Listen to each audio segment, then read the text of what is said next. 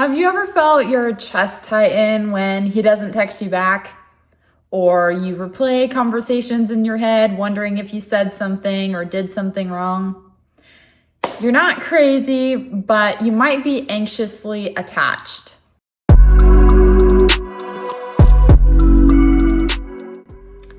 So, what does anxious attachment feel like? So, I've definitely had experience in this, and this is kind of a big sister talk to don't make the same mistakes I did.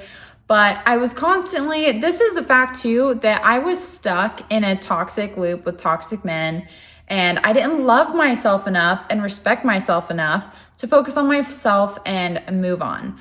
When I would get in these situationships, I would constantly overthink texts, overthink things that I said, overthink things the way I reacted, wondering, am I good enough? Was that weird? Was I being too much? Like, overthinking everything usually means you have a toxic attachment to this person.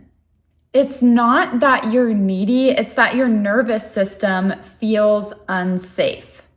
So why does this happen? Why do we get into this anxious attachment? Now, for a big reason for me and for a lot of other people, I'm assuming you, we never had consistent love growing up. We didn't feel loved. Maybe you were abandoned as a kid. So you don't really have a good role model for what a good, calm love looks like. Also, past toxic relationships. This was also me being stuck in a cycle with bad guys and just people that didn't care about me. Another one is not feeling chosen before. You've never really felt like you were chosen, like you were the first choice. So when you do get a little bit of attention and a little bit of connection, you like lunge for it. You're like, I cannot mess this up or my life is ruined. Or at least that's what your nervous system thinks. Okay, so how do you shift out of this? How do you shift into a healthy relationship with guys and people that you love or like, instead of being stuck in that toxic relationship cycle like I was?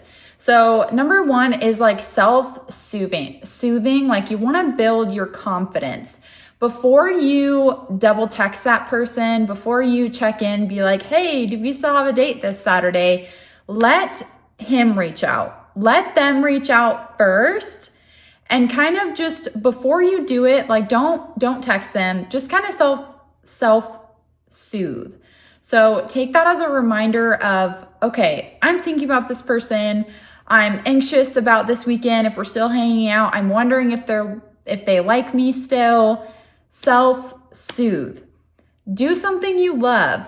Go meet up with a friend instead. Like, make plans that you like to kind of distract yourself and self-soothe yourself. Also, you need to depend on God for your relationship security. No man and no person is ever going to fill that hole inside of you except for Jesus. Like, no one can do that. Only God is perfect. He is the only one that can make you feel whole and complete and loved. So make sure you're depending on God for that validation instead of other men.